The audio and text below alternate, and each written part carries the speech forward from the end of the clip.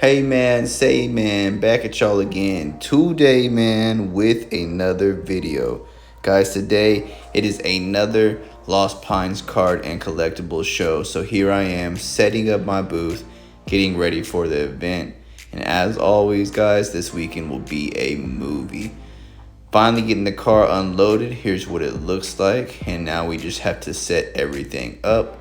So I got straight to work, got the shelves built, went ahead and got everything unboxed. Got you a little midway progress snap as well. Here's what it's looking like, and then here was the finished product. So I did change it up a little bit from how I normally do it. Normally I put the shelves behind the table. This time I went ahead and put these shelves right beside the table, angled them a little bit, and got right down to business. Everything looks absolutely great. Now let's go ahead and walk around the show for a little while. Being able to walk around the show is always a luxury just because it's hard to get away from the table sometimes. Anybody who I did miss because I was away from the table, my apologies in advance. But to everyone who did make it out, I really appreciate you, and I want to thank you for coming to support me and the other vendors at this show. Big thanks to Force of Will Gaming for setting this whole thing up. And without further ado, let's check and see what we can find. So guys, of course, everybody was looking for 151 boxes, and there were a ton to be had. I didn't find any Espeon VMAX alternate art, the last evolution I need besides the Umbreon. I wasn't able to find that one. However, I did still pick up some sick cards. Now, since I was able to walk around the show, big shout out to Mike and James for watching the table while I was away for that. This video is going to be quite a bit longer than it normally is, since I was able to show you every single one of the vendors. Not everything they had, of course, because they had several boxes and binders I would have had to sit there and flip through. But I was able to show every single one of the vendors' tables in this video. 180 tables, guys, so it's going to take about 15 minutes for this video to go through. I figured I'll go ahead and show you what I picked up in the next video. That way I can sit down and talk about it a little bit more. Definitely got a few really cool cards that I have been wanting, so I was happy to do so. But there's just a mixture of everything here, of course. So a lot of collectibles, a lot of stuff I haven't seen before, a lot of collectors who I haven't seen before set up as vendors, and even some familiar faces that have never been to the show did attend the show and set up as a booth. I had the Pokemon Squishmallows, the Pikachu, and the Gengar. I got rid of all those except for one Pikachu, which I then traded for a Snorlax. So finally, I have the complete set of Pokemon Squishmallows.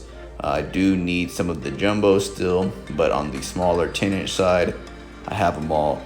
Super happy to complete that set. Ton of slabs, guys, a ton of slabs. Sold a few slabs. I wanted to get rid of a few more, but it just didn't end up happening. So it is what it is. I'm not going to talk through this whole video probably. I might try, but it's just such a long video that it might not be possible. This roulette table was super sick. You could only bet 3% of the card's value, and if you called the number right, you got the card for free, essentially. Well, the 3%. So that was pretty sick. I like that a lot just because, you know, I do play a lot of roulette when I'm down at the casinos. Walking through, seen a lot more Pokemon slabs. Primarily, I feel like, well, there was a good mixture. I can't say there was any one particular collection that stood out the most. I'd say there was a lot of Pokemon and sports.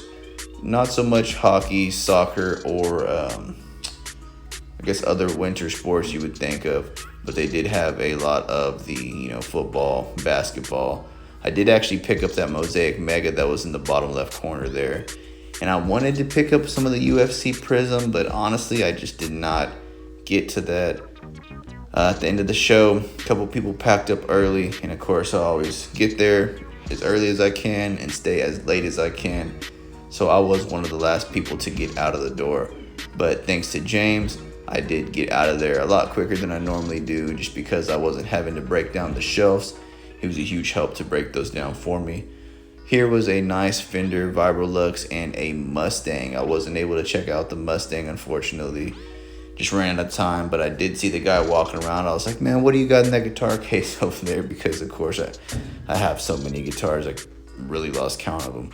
But that guy's table also had some pretty sick cars. Of course, my mom's a Jeter fan, so anytime I see a Jeter slab, I always take a look at it. A lot of Hall of Famers. Didn't really see too many Kobe cards. Still been wanting to pick up a nice Kobe card. I have a bunch of the status cards. I did see a numbered Kobe status when I was in El Paso. Last time I was out there at Freddy's Sports Cards and Collectibles, I was not able to pick it up because understandably he did not want to let it go for the price that they were currently selling at.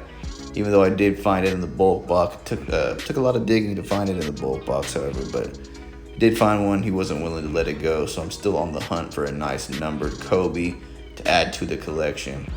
I did pick up a couple vintage things, a few cards. I got a game as well, Pokemon Blue. So that brings me to almost completing my Pokemon game set. I have one of every single Pokemon game that has ever come out, and literally I am only missing Yellow now. So I'm super happy to get that done. The people next to me had a copy of Yellow. I just unfortunately was not able to make the deal on it. We're too far apart to make it happen. So I'll probably just end up having to get one online off of eBay or something like that. But all in all, guys, it was a great show. There's a look at all the Squishmallows up top. Super happy to pick those up. And of course, the Funko Pops were overloaded. Now, another thing I was looking for was the Charmander Diamond Funko Pop, and I still was not able to find one. Last show I went to here, they had a Diamond Charmander Funko, but it was a Collecticon exclusive, and I want to say that thing was like $250, so there's no way I could pull the plug on that. I think the regular Diamond is going anywhere from $50 to $75. So if I can get it in that price range, I'd be super okay with that. However, I just was not able to find one. I have a Diamond Bulbasaur, Diamond Squirtle, Diamond Pikachu. I just need that Diamond Charmander to complete the set. Not the biggest Funko Pop collector, but I do want to have those in my collection. This was Caesar's Table from the little vintage spot up at the 290 flea market. Had a couple vintage games, some nice cards, slabs, and stuff as well. Definitely check him out if you ever get to the flea market and you're looking for some Pokemon, because he does have a lot of very interesting cards. Some of the most interesting cards I saw were probably the Playboy cards, just because I had never saw those before. So that was pretty interesting. Of course, you see the common card-ass vending machines. They have so many different variations that you're bound to see one that you haven't seen before. Anytime you see some Japanese cards that are just complete throwbacks, it's always nice and refreshing. Here was a pistol sewing table. Pretty sick table, guys. They had so many different collectibles. No cards here, but they did have snacks, collectibles, t-shirts, mugs, glass, and here was my friend Janice's table. We did a lot of trading. Really appreciate you for the trades on that one, and look forward to seeing you at the next show. But guys, there was just so much to see, so much to do, so many things to absorb. And of course, we had some food vendors outside as well. I was not able to check out the food vendors, unfortunately. Hoping I'll get to next time. The time before that I did, and they're pretty good.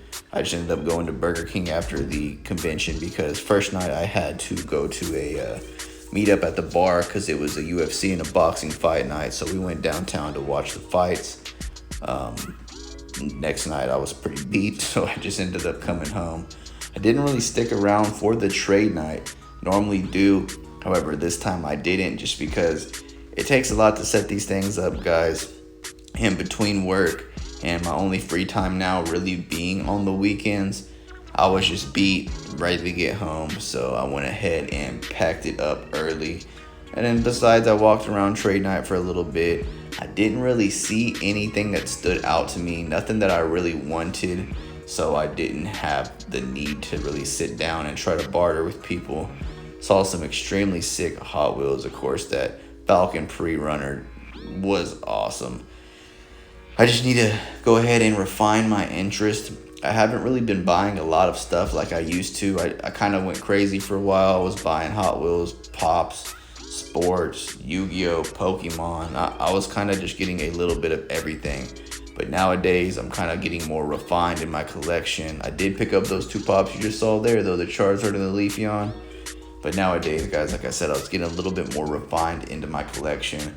I'm trying to get it thinned down. I like the fact that singles you can put in an ETB or a binder and just tuck away.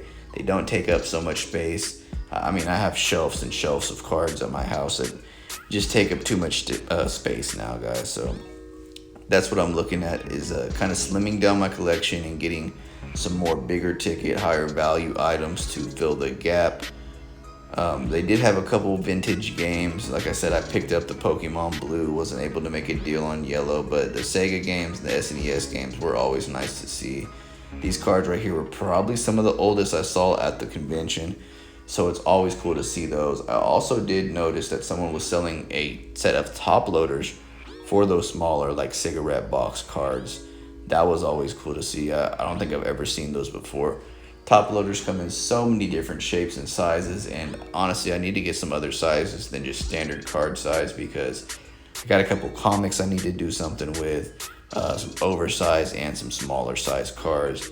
But the only little cigarette box size card that I have is going to be the Superman, which is already in the PSA 10, so it's slabbed up. I really don't have to worry about that one. Surprising enough, not too many people seem to be wanting Paldea Evolved. I figured people would want Paldea Evolved just because it is the latest set, but it seems like everybody's kind of holding out for Obsidian Flames. I was talking to a lot of people there. Of course, you want to chop it up and say, hey, what are you collecting?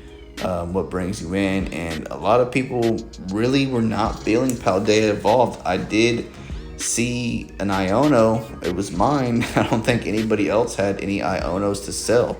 I was honestly pretty surprised to see that. I figured a lot of people would be getting rid of the alternate arts from the new set, maybe getting ready for the next set, but it seems like people just did not open Paldea Evolved so much.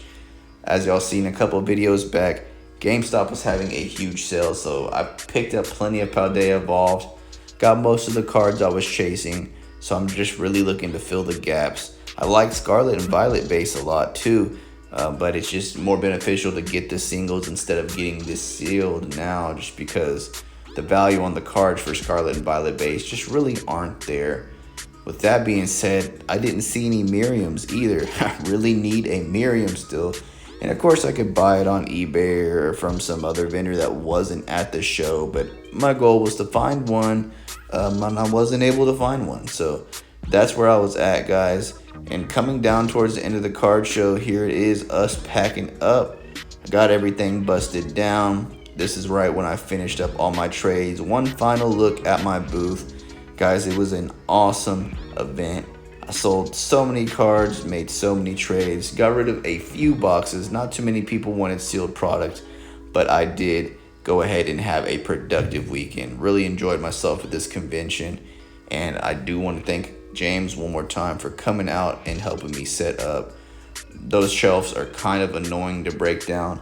They just take so much time. I want to say let's say 15 to 20 minutes to break those shelves down. So to have him break those shelves down while I was loading up the car was a huge help. That wraps up another convention, man. Back in the element. This thing is freaking jam-packed. I don't know if you'll be able to see through the tent, but nah, it ain't gonna happen. But it's full. All right. Shout out to James, assistants. Help me pack this thing up so I can get out of here a little bit sooner than later.